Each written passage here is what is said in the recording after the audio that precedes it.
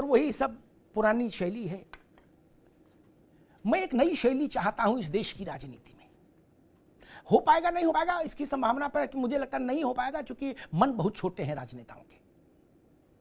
ब्रजभूषण के मामले में बबलू की जीतने के बाद जो लोग भाजपा को कटघरे में खड़ा कर रहे थे, कह रहे थे सब भाजपा ने वोट डलवा दिया जैसे, बबलू को पैदल करके घर भेज देने का जो निर्णय किया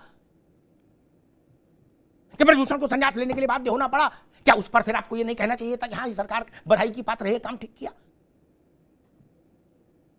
यहीं से जनता का मन खिन्न होता है। जिस चीज के लिए आप यश किसी आदमी को दे रहे हो वो चीज अच्छी हो जाए तो उसके लिए यश देने का साहस नहीं है क्या? 71 की लड़ाई की जीत की का सारा श्रेय इंदिरा जी को, लेकिन भारत में अभी कोई अच्छा काम हो जाए तो बोले मोदी को श्रेय नहीं देंगे। इंदिरा जी तो नहीं लग गई थी लड़ने बंदूक लेके, वो तो दिल्ली ही रही थी, ऐसा तो नहीं था वो चटगांव निकल गई बंदूक लेके। देखे ना, जयजीवन राम तक को श्रेय नहीं दिया। ये भाव ठीक करना होगा। दूसरी चीज मैं कहूंगा, उत्तर प्रदेश के मसले में फराज भाई 2013 में दंगा हुआ, उस दंगे को मैंने कवर किया। मैं उस दंगा क्यों हो गया मैं इस पर भी नहीं जाता, आज बहुत बार बोल चुका। त्रिपाठी जी मेरी बात के सेंस को समझिएगा। मेरे लिए सबसे शर्मनाक पहलू मालूम क्या रहा उस दंगे का फराज भाई? मैंने बहुत ईमानदारी से कवर किया। दोनों पक्ष से लोग मरे वो सब ठीक है, दंगा होगा तो ये हो गई, लेकिन सबसे गंदा पक्ष मेरे लिए रहा कि मौलाना नजीर को लखनऊ मुख्यमंत्री निवास से फोन किया गया कि आ जाओ, तुम्हें मेरी कसम, सरकारी विमान उतर चुका है हवाई पट्टी पे और कलेक्टर और कप्तान तुमको सैल्यूट मार के अभी लेने आ रहे हैं। जो कलेक्टर और कप्तान उनका नॉन अवेलेबल वारंट लिए घूम रहे थे मौलाना साहब का, वो उनको आए, बोले हुजूर, बैठाल के ले गए। ये बात मुझे अखबार से नहीं पता लगी फराज भाई, ये बात त्रिपाठी जी, ये बात मुझे मौलाना ने खुद बताई और रिकॉर्ड बताई कैमरे पर। मौलाना पहुंच गए 50 मिनट में लखनऊ, एस्कॉर्ट लगा के सीधे मुख्यमंत्री निवास। तब आदरणीय मुलायम सिंह जी थे, चीफ मिनिस्टर अखिलेश जी थे, मुलायम सिंह जी थे। तो मुलायम सिंह जी ने कहा कि आओ भाई मौलाना साहब, और जो बातें हुई यहां मैं नहीं करूंगा, जो मुझे मौलाना ने बताई थी। चलते हुए त्रिपाठी जी, फराज साहब, शर्मिंदगी इस बात पर है, चलते समय यह हुआ कि जितनी देर मौलाना साहब ये काजू वगैरह ग्रहण कर रहे हैं उतनी देर में वहां मुजफ्फरनगर और सारी व्यवस्था कर दो, शासन में जो भी लिखा पढ़ी होती हो, इनको by plus security with escort.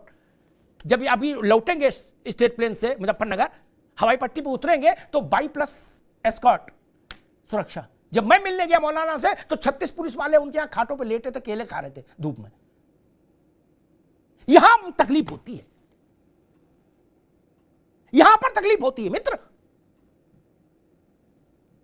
क्यों क्यों मौलाना को बुलाया गया? दोनों पक्षों से हिंसा हुई।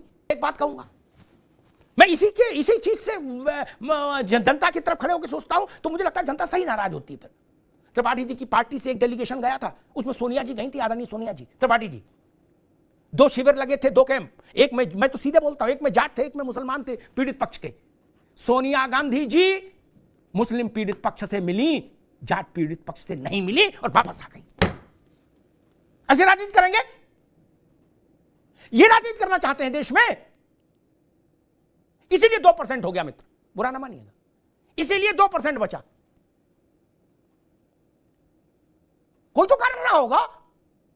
सोनिया जी अगर जाटों के शिविर में भी चली जाती कैंप में तो क्या दिक्कत होती? जाट मारे गए, उनकी पीड़ा नहीं थी क्या? दोनों में जाना चाहिए था, बड़े नेता थे, क्यों नहीं गई? मुझे चीजें याद रहती, मैं भूलता नहीं। ब्रजभूषण का चेला कैसे जीत गया? अगर मैंने ये सवाल उठाया तो ब्रजभूषण का चेला जब पैदल हो गया तो मैंने उसकी तारीफ की। मैं कड़वा कड़वा थू और मीठा मीठा की बात नहीं कर सकता, न स्वीकार कर सकता। ये क्या दिक्कत है? ये स्वीपिंग रिमार्क करना कि अपराध कोई और कर रहा है और सजा किसी और को मिल रही है। अदालत ने कभी ऐसा बोला क्या? नहीं ना, अदालत ने बोला ऐसा नहीं ना।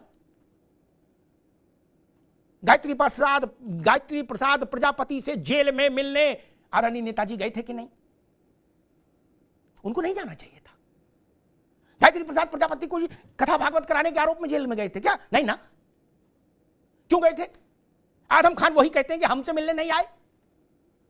तो एक बात जानता हूं, यूपी में नो कर्फ्यू नो दंगा, यह बात फैक्चुअली दुरुस्त है। तो मैं इसकी दूसरी पंक्ति भी दुरुस्त मानता हूं, यूपी में चंगा। दंगा के साथ चंगा नहीं हो सकता ना। चंगा होने के लिए दंगा को विदा होना होगा। और मैं तो कहूं, मैं तो वो तुलना करता हूं कि आजम खान ने यही तो कहा था कि नेताजी गायत्री से मिलने गए जेल, मुझसे मिलने नहीं आए। ये सवाल मेरा नहीं, ये आजम खान का है। इस सवाल का कोई उत्तर है क्या? नहीं ना। गायत्री से क्यों मिलने गए? ऐसे बहुत सारे प्रश्न हैं। और अपराध होना एक विषय, अपराध के बाद कार्रवाई कितनी निर्णायक हुई, इस पर शासन की कसौटी कसी जाती है। शासन का इकबाल यहां से निर्धारित होता है। अतीक और मुख्तार, जिन लोगों ने इनके चरमकाल को देखा, और मैं पढ़े लिखे सारे उत्तर प्रदेश के जो लोग तथ्यों को इकट्ठा करते हैं, फराज भाई उनमें से एक हैं, मैं कहूंगा अतीक और मुख्तार के विकास के काल को देख लीजिए त्रिपाठी जी। अतीक और मुख्तार का विकास काल वही है मोटे तौर पर जो सपा बसपा की सरकारों का कार्यकाल है उत्तर प्रदेश में।